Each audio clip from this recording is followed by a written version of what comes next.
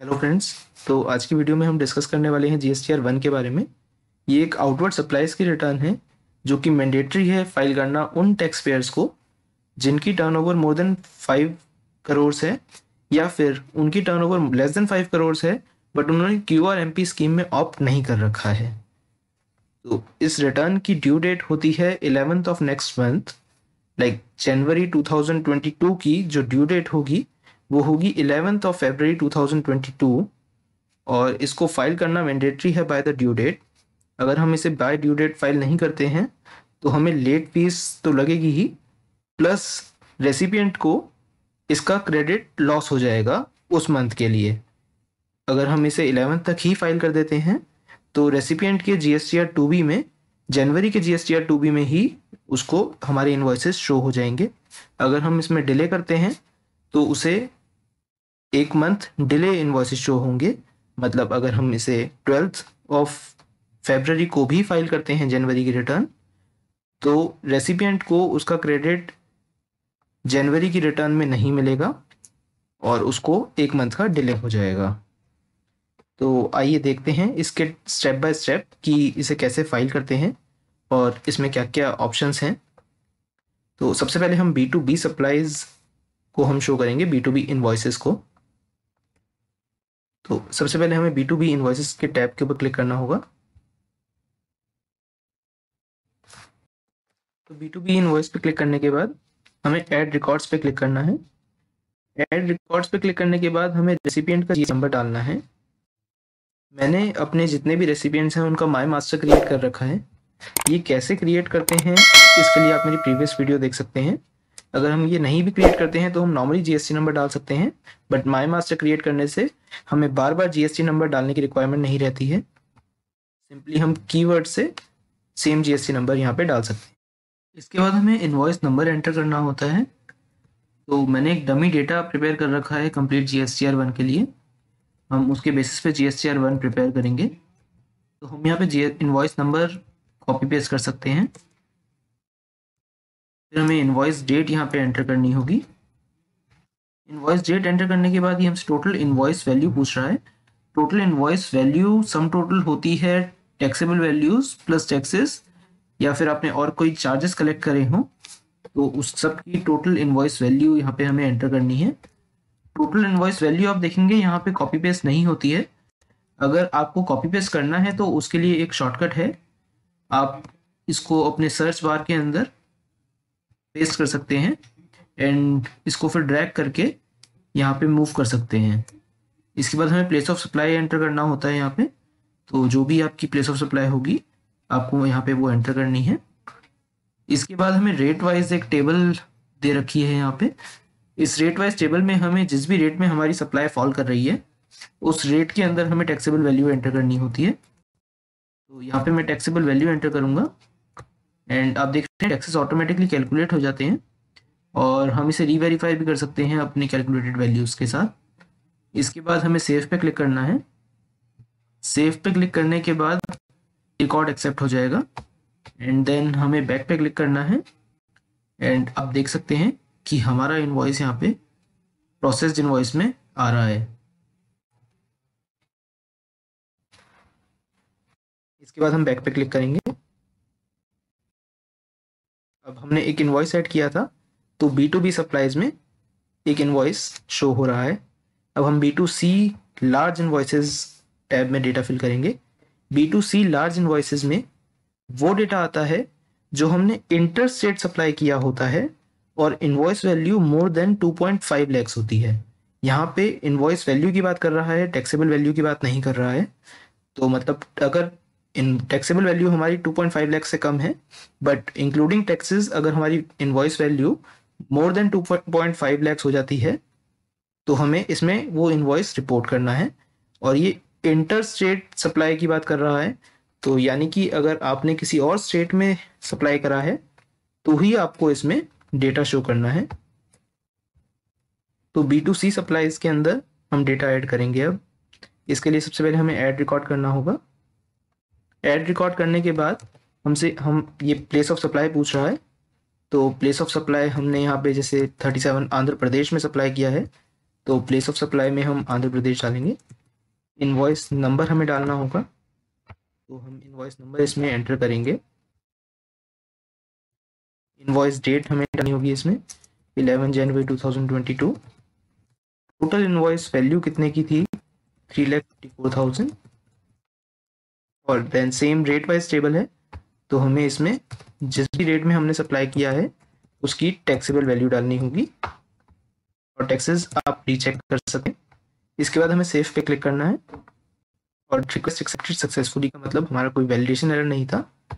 अब हम बैक कर सकते हैं और आप देख रहे हैं इसके अंदर हमारा इनवॉइस शो कर रहा है। तो इसके बाद हमें डिटेल्स एंटर करनी है टेबल नंबर 6A में, जो कि एक्सपोर्ट इनवॉइसेस की डिटेल्स होती हैं। तो अगर आपने कोई भी एक्सपोर्ट इनवॉइस इशू किया है तो आपको टेबल नंबर 6A में डेटा एंटर करना है। टेबल नंबर 6A में क्लिक करने के बाद आपको ऐड रिकॉर्ड्स पे क्लिक करना है। इसके बाद आपको यहाँ पे इनवॉइस नंबर एंटर करना है,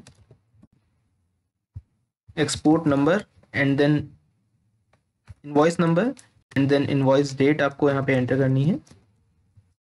पोर्ट कोड और शिपिंग बिल नंबर ये मैंडेटरी नहीं है, क्योंकि एक्सपोर्ट ऑफ सर्विस के केस के अंदर आपके एक्सपोर्ट से कोई ट्रांसफ़र नहीं होता है। तो अगर आपने एक्सपोर्ट ऑफ गुड्स किया है तो आप इसमें ये डिटेल्स एंटर कर सकते हैं, बट ये डिटेल्स मैंडेटरी नहीं है। तो ये आपका ऑप्शन है कि आप इसमें एंटर करें या ना करें। इसके बाद आपको टोटल इनवॉइस वैल्यू इसमें एंटर करनी है। तो आपका जो भी टोटल इनवॉइस वैल्यू है वो यहाँ पे आप डालेंगे। जीएसटी पेमेंट टाइप में विद पेमेंट ऑफ और विदाउट पेमेंट ऑफ टैक्स आपके पास ऑप्शन है। तो अगर आपने एलयूटी ले रखा था और आप विदाउट पेमेंट ऑफ टैक्स कर सकते हैं, बट अगर आपने एलयूटी नहीं ले रखा था तो आपको with payment of tax he invoice issue करना पड़ेगा एक्सपोर्ट के केस के अंदर। सपोजिंगली कि ये एलयूटी ले रखा था, मैंने यहाँ पे without payment of tax select किया है। इसके बाद रेट वाइज टेबल है, आपने जिस भी रेट के गुड्स या सर्विसेज सप्लाई किए थे आप यहाँ पे टैक्सेबल वैल्यू उसकी एंटर कर देंगे। और क्योंकि मैंने without payment of tax select किया था तो यहाँ पे हमारे पास टैक्स अमाउंट में कोई फिगर नहीं आ रही है। इसके बाद हम सेव पे क्लिक कर देंगे और आप देख रहे हैं रिक्वेस्ट एक्सेप्टेड सक्सेसफुली का मतलब कि आपके डेटा में कोई एरर नहीं था और वो सेव हो गया है। अब आप देख सकते हैं यहाँ पे इनवॉइस नंबर और डिटेल्स मेरे को शो हो रहे हैं। इसके बाद हम बैक पे क्लिक करेंगे। तो इसके बाद हम टेबल नंबर 7 में डिटेल्स एंटर करेंगे, जो कि B2C अदर्स है। इसके अंदर वही इनवॉइस जाएंगे जो हमने B2C सप्लाईज करी हैं और वो लार्ज नहीं है। मतलब अगर हमने लार्ज इनवॉइसेस में वो डिटेल्स शो कर दी हैं तो हम वो यहाँ पे रिपीट नहीं करेंगे, ये अदर देन लार्ज ही हम यहाँ पे शो करेंगे। और यहाँ पे इनवॉइस लेवल डिटेल्स नहीं जाती हैं, ये कंसोलिडेटेड डिटेल्स जाती हैं स्टेट वाइज और रेट वाइज। तो हमें B2C सप्लाईज के ऊपर क्लिक करना होगा। इसके बाद हमें ऐड रिकॉर्ड्स पे क्लिक करना है। ऐड रिकॉर्ड्स पे क्लिक करने के बाद हमें यहाँ पे प्लेस ऑफ सप्लाई सिलेक्ट करना है। तो मैंने जैसे मध्य प्रदेश में सप्लाई किया है तो मैं यहाँ पे मध्य प्रदेश सिलेक्ट करूँगा। फिर मेरे को टैक्सेबल वैल्यू सिलेक्ट करनी है, रेट एंटर करना है मेरे को और टैक्सेस ऑटोमेटिकली कैलकुलेट हो जाएंगे। मैं इसे रीवेरीफाई कर सकता हूँ अपने डेटा से। इसके बाद मेरे को सेव करना है और ये डेटा सेव हो जाए। देन मैं अदर स्टेट का या फिर सेम स्टेट का डिफरेंट रेट का डेटा इसमें एंटर कर सकता हूँ। तो मेरे को यहाँ पे प्लेस ऑफ सप्लाई में डिटेल्स एंटर करनी होगी and then taxable value enter करनी है। डेट एंटर करने के बाद इसने ऑटोमेटिकली IGST सिलेक्ट कर लिया है बिकॉज ये सेम स्टेट में नहीं है, इंटर स्टेट सप्लाई है। मैं इसे भी सेव कर दूंगा एंड देन बैक पे क्लिक करने के बाद ये मेरे को सारा डिटेल्स दिखा रहा है जो भी मैंने एंटर किए हैं। तो ऐसे हम B2C सप्लाईज रिपोर्ट कर सकते हैं। इसके बाद में बैक पे क्लिक करेंगे।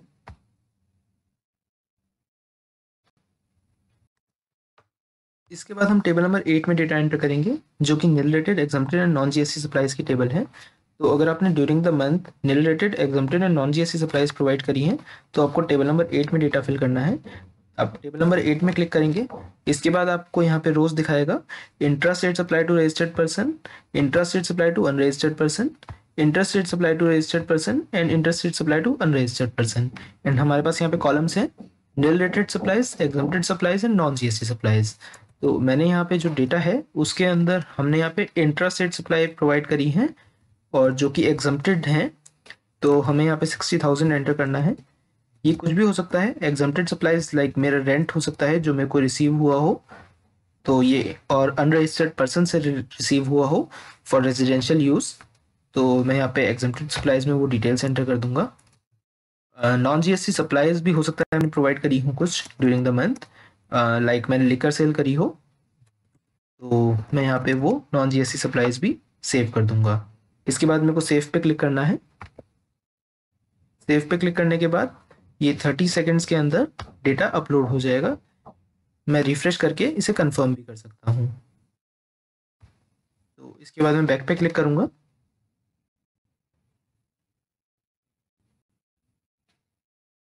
इसके बाद हम टेबल नंबर 9B में डेटा एंटर करेंगे।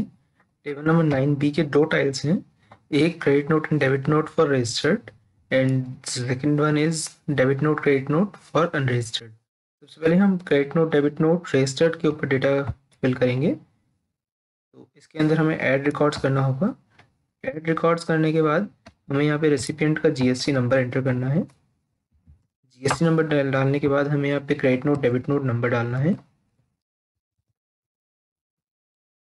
Credit note debit note date enter करनी है हमें।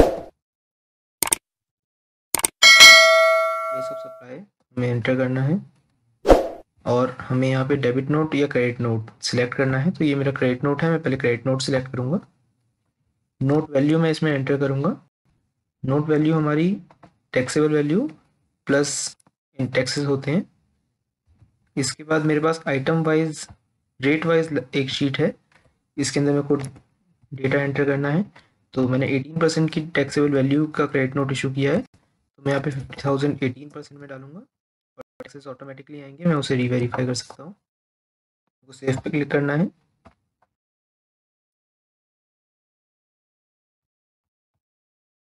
इसके बाद मैं बैक पे क्लिक करूँगा। इसके बाद मेरा क्योंकि सेम रेसिपिएंट को ही डिटेल्स मेरे को एंटर करनी है, तो मैं ऐड नोट के ऊपर क्लिक करूँगा, तो ये डिटेल प्री फिल्ड आएंगी। इसके बाद मेरे को डेबिट नोट या क्रेडिट नोट नंबर डालना है। इस बार मैंने क्रेडिट नोट नहीं डेबिट नोट इशू किया है, तो मैं डेबिट नोट नंबर डालूंगा इसमें। डेबिट नोट का मैं डेट डालूंगा इसमें। नोट टाइप में इस बार मैं डेबिट नोट सिलेक्ट करूंगा और टोटल नोट वैल्यू इसमें मैं एंटर करूंगा। प्लेस ऑफ सप्लाई में इसमें सिलेक्ट करूंगा एंड सेम मेरे पास जो आइटम वाइज रेट लिस्ट है, मेरे को उसमें टैक्सेबल वैल्यू एंटर करनी है एंड टैक्सेस ऑटोमेटिकली कैलकुलेट होके आएंगे। इसके बाद मेरे को सेव पे क्लिक करना है एंड देन बैक पे क्लिक करना है मेरे को। तो मेरे पास यहाँ पे ये डिटेल्स दिखा रहा है कि मैंने 2 डिटेल्स इसमें एंटर करी हैं।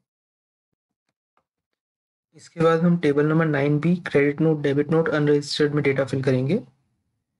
तो यहाँ पे debit note credit note unregistered में वही क्रेडिट नोट या डेबिट नोट आएंगे जिसके ओरिजिनल इनवॉइसेस हमने या तो टेबल नंबर 5A में रिपोर्ट करे थे, मतलब B2C लार्ज थे, 2.5 लाख से ऊपर के इनवॉइसेस थे, या फिर टेबल नंबर 6A में रिपोर्ट करे थे, मतलब वो एक्सपोर्ट इनवॉइसेस थे। अगर कोई भी ऐसा इनवॉइस था जो 2.5 लाख से कम वैल्यू का था और हमने वो टेबल नंबर 7 में रिपोर्ट किया था, उसके क्रेडिट नोट या डेबिट नोट टेबल नंबर 7 में ही जाएंगे, उसके debit note credit note table number 9B में नहीं जाएंगे। तो हमें 9B पे क्लिक करना है। इसके बाद हमें ऐड रिकॉर्ड्स करना होगा।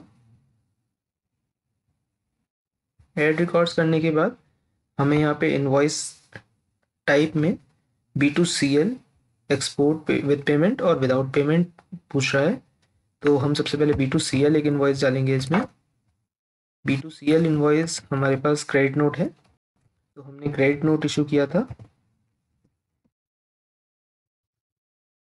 क्रेडिट नोट की हम डेट एंटर करेंगे इसमें। यहाँ पे क्रेडिट नोट या डेबिट नोट की डेट होगी, ना कि ओरिजिनल इनवॉइस की डेट होगी। तो अगर मैंने ये इनवॉइस इसके पर्टेनिंग ओरिजिनल इनवॉइस अगर मैंने दिसंबर मंथ में इशू किया था, तो यहाँ पे वो वाली डेट नहीं आएगी, यहाँ पे सिर्फ वही वाली डेट आएगी जब मैंने इसका क्रेडिट नोट या डेबिट नोट इशू किया है। हमें यहाँ पे टोटल नोट वैल्यू एंटर करनी है। मेरी यहाँ पे 59,000 नोट वैल्यू है। नोट टाइप सेलेक्ट करना है, क्रेडिट नोट या डेबिट नोट। तो अभी मैं क्रेडिट नोट डाल रहा हूँ। प्लेस ऑफ सप्लाई मेरी इसकी आंध्र प्रदेश थी। इसके बाद हमें रेट वाइज लायबिलिटी इसमें एंटर करनी है। टैक्सेबल वैल्यू में इसमें मैं एंटर करूँगा। ये मेरा 18% की प्राइस थी, मैं यहाँ पे 50,000 एंटर करूँगा। इसको मैं सेव करूँगा।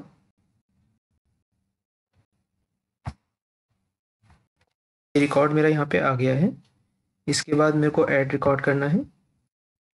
ऐड रिकॉर्ड करने के बाद मेरा यहाँ पे एक एक्सपोर्ट विदाउट पेमेंट का क्रेडिट नोट भी है, तो मैं यहाँ पे एक्सपोर्ट विदाउट पेमेंट सेलेक्ट करूँगा। डेबिट नोट या क्रेडिट नोट नंबर के अंदर मैं क्रेडिट नोट नंबर एंटर करूँगा। डेट मैंने जिस दिन ये क्रेडिट नोट इशू किया है, और उसके बाद नोट वैल्यू, मेरी नोट वैल्यू यहाँ पे 45,000 की है। इसमें नोट टाइप में मेरा क्रेडिट नोट है। यहाँ पे मेरे को रेट में 18% में वैल्यू डालनी है, जितने का भी मैंने क्रेडिट नोट इशू किया है। मैं सेव पे क्लिक करूँगा। तो आप देख सकते हैं ये वाला क्रेडिट नोट भी हमारा यहाँ पे रिपोर्ट हो गया है। इसके बाद हमें बैक पे क्लिक करना है। आप बाहर भी देख सकते हैं जितने भी मैंने इनवॉइस या debit note credit note report करे हैं, सबके ऊपर प्रोसेस रिकॉर्ड्स आ रहा है और इसके ऊपर नंबर भी लिखे आ रहे हैं मैंने कितने इनवॉइसेस या debit note credit note report करे हैं। इसके बाद हम डेटा फिल करेंगे टेबल नंबर 11A में। टेबल नंबर 11A है टैक्स लायबिलिटी की, जो कि बनती है हमारे एडवांसेस रिसीव्ड के ऊपर। तो अगर हम कोई भी एडवांस रिसीव करते हैं तो उसके ऊपर हमें टैक्स पे करना होता है गवर्नमेंट को, और हमें ये डेटा टेबल नंबर 11A में रिपोर्ट करना होता है। टेबल नंबर 11A के ऊपर क्लिक करने के बाद हमें ऐड स्टेट वाइज डिटेल्स पे क्लिक करना है। ये रिकॉर्ड्स भी B2CS की तरह इनवॉइस वाइज नहीं रिपोर्ट होती है, बल्कि कंसोलिडेटेड लेवल पे रिपोर्ट होती है स्टेट वाइज। तो मैं जैसे मध्य प्रदेश में ही एडवांस रिसीव किया है, तो मैं प्लेस ऑफ सप्लाई में मध्य प्रदेश एंटर करूँगा। मेरे पास रेट वाइज लायबिलिटी यहाँ पे आ जाएगी। ग्रॉस एडवांस रिसीव्ड मेरे को यहाँ पे एंटर करना है। तो मैंने 1 लाख का एडवांस अगर रिसीव किया था तो मेरे पास ये टैक्स लायबिलिटी शो कर देगा। मेरे को उसे सेव कर देना है। तो रिक्वेस्ट एक्सेप्टेड सक्सेसफुली का मतलब ये रिकॉर्ड सेव हो गया है। अब मेरे को बैक पे क्लिक करना है और आप देख सकते हैं कि ये डेटा मेरा यहाँ पे रिफ्लेक्ट कर रहा है। अब मैं एक और बार बैक पे क्लिक करूँगा और यहाँ पे भी मेरा नंबर शो हो रहा है कि मैंने एक रिकॉर्ड यहाँ पे एंटर किया है। तो जिस तरह से हमें एडवांस रिसीव हुआ था वो हमने टेबल नंबर 11A में रिपोर्ट किया था, उसी तरह जब हम उस एडवांस को एडजस्ट करेंगे, मतलब या तो हम उसके अगेंस्ट इनवॉइस इशू करेंगे या फिर हम उसके अगेंस्ट रिफंड वाउचर इशू करेंगे, तो हम वो डिटेल्स टेबल नंबर 11B में रिपोर्ट करेंगे। यहाँ पे हमें एडजस्टमेंट रिपोर्ट करनी होती है कंसोलिडेट लेवल पे एडवांसेस रिसीव्ड की तरह स्टेट वाइज।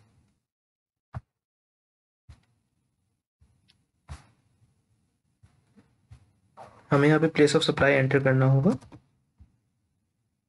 इसके बाद रेट वाइज डिटेल्स के लिए हमारे पास ऑप्शन है। जितना भी एडवांस हमने एडजस्ट किया है हम उसकी डिटेल्स यहाँ पे एंटर करेंगे।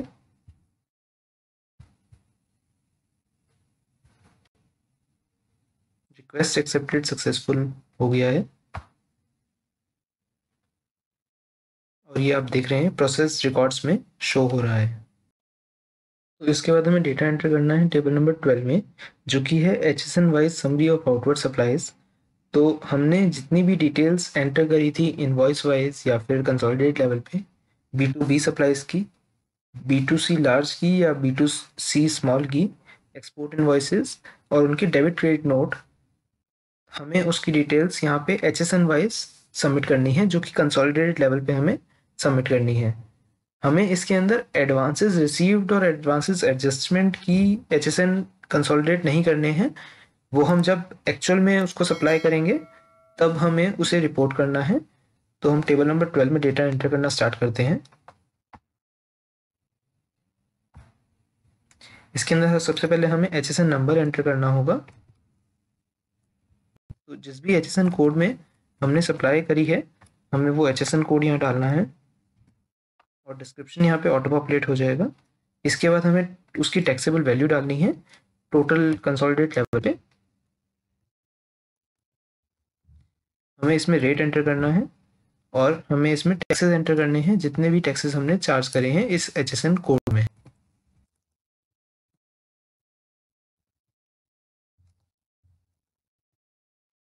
हमें इस रिकॉर्ड को ऐड कर देना है।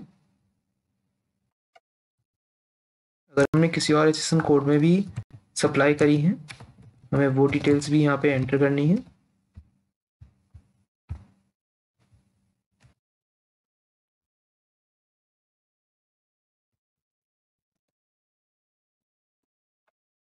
तो हमने जैसा कि एग्जाम सप्लाई प्रोवाइड करी थी, हमें उसकी डिटेल्स भी यहाँ पे एंटर करनी है।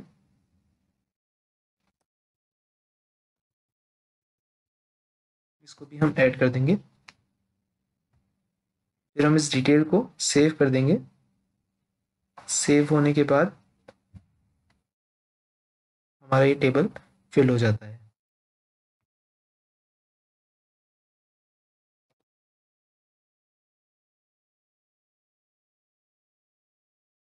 इसमें सबसे पहले हमें फिल करना है इनवॉइसेस फॉर आउटवर्ड सप्लाईज की डिटेल्स। तो हम इस डॉक्यूमेंट को ऐड करेंगे।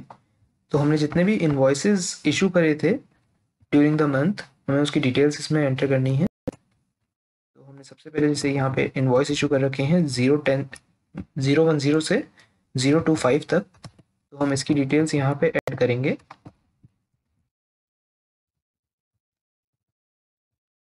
टोटल नंबर ऑफ इनवॉइसेस हमने कितने इशू किए थे, और अगर हमने कोई इनवॉइस कैंसिल कर दिया था, हमसे इनवॉइस गलत इशू हो गया था, तो कंसोलिडेटेड लेवल पे उसका नंबर हम यहाँ पे रिपोर्ट कर देंगे, नंबर ऑफ कैंसिल्ड इनवॉइसेस। इसके बाद invoices for inward supplies from unregistered person. तो अगर हमने कोई भी टैक्स RCM में पे किया है और जो सप्लायर था उसका वो अनरजिस्टर्ड पर्सन था, तो हमें उसका सेल्फ इनवॉइस इशू करना होता है। तो अगर हमने कोई ऐसा सेल्फ इनवॉइस इशू किया है ड्यूरिंग द मंथ, तो हमें उसको यहाँ पे रिपोर्ट करना है।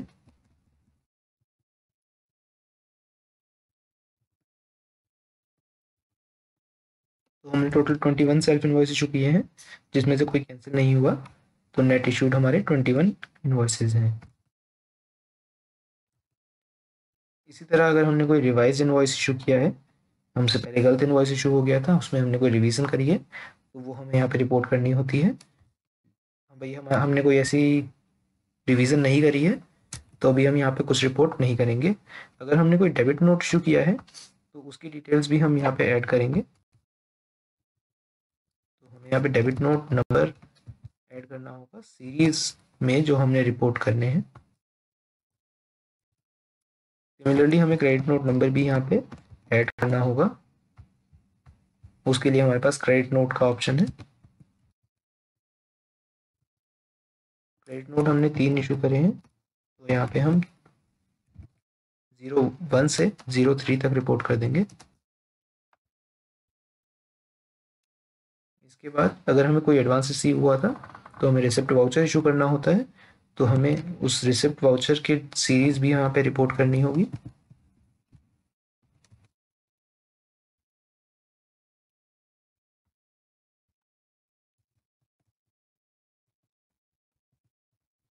नंबर ऑफ एडवांस रिसीव जो हमने किए हैं वो यहाँ पे रिपोर्ट करने होंगे। Total number of receipt voucher जो हमने इशू करे हैं।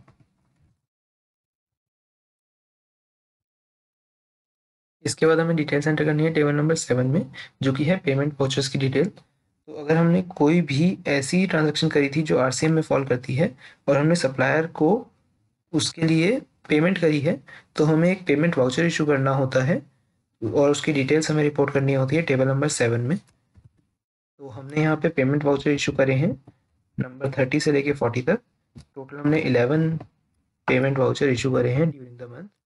तो हमें उसके सीरियल्स नंबर डालने होंगे सीरीज रिपोर्ट करनी होगी, मैंने कहाँ से कहाँ तक पेमेंट वाउचर इशू करे हैं, टोटल नंबर ऑफ वाउचर्स कितने इशू करे हैं और उनमें से कोई कैंसिल्ड है या नहीं है। इसके बाद हमें टेबल नंबर 8 में रिफंड वाउचर्स की डिटेल एंटर करनी होती है। तो अगर कोई भी ऐसा एडवांस रिसीव किया होता है जिसको हमने बाद में रिटर्न किया होता है और इनवॉइस इशू नहीं किया होता उसका, तो उसके लिए हमें रिफंड वाउचर इशू करना होता है और डिटेल्स हमें टेबल नंबर 8 में एंटर करनी होती है उसकी। इसके बाद हमें टेबल नंबर 9 में delivery challan for job work की डिटेल्स डालनी होती है। अगर हमने कोई भी डिलीवरी चलान इशू किया है फॉर जॉब वर्क तो उसकी डिटेल टेबल नंबर 9 में आती है। अगर हमने डिलीवरी चलान इशू किया है for sale on approval basis तो वो टेबल नंबर 10 में उसकी रिपोर्टिंग होती है। अगर हमने लिक्विड गैस ट्रांसफ़र करी है थ्रू डिलीवरी चलान तो वो टेबल नंबर 11 में उसकी रिपोर्टिंग करते हैं। और अगर हमने डिलीवरी चलान इशू किया होता है in case other than by way of supply तो हम उसकी रिपोर्टिंग टेबल नंबर 12 में करते हैं।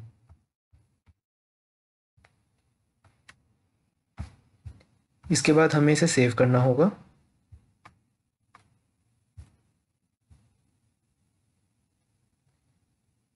रिक्वेस्ट एक्सेप्टेड सक्सेसफुली, मतलब हमारा डिटेल सेव हो गए हैं ये।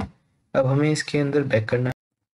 तो ये सारी डिटेल्स एंटर करने के बाद हमारी GSTR1 for the month complete होती है। और अगर हमने कोई भी ऐसे इन्वॉइसेस गलत रिपोर्ट कर दिए थे प्रीवियस मंथ्स में तो हमारे पास अमेंड रिकॉर्ड्स का एक टैब है, उसको क्लिक करने के बाद हमारे पास यहाँ पे 8 टाइल्स ओपन होती हैं जो कि अमेंडमेंट की है। तो हमने कोई B2B सप्लाईज में गलत रिपोर्टिंग कर दी थी तो हम अमेंडमेंट कर सकते हैं अमेंड B2B के थ्रू। अगर हमने B2C लार्ज में कोई गलत रिपोर्टिंग कर दी थी तो वो हम अमेंड B2C लार्ज के थ्रू अमेंड कर सकते हैं। सिमिलरली जो भी हमने प्रीवियस मंथ्स में गलत ट्रांजेक्शन्स रिपोर्ट कर दी थी वो हम यहाँ पे अमेंड कर सकते हैं।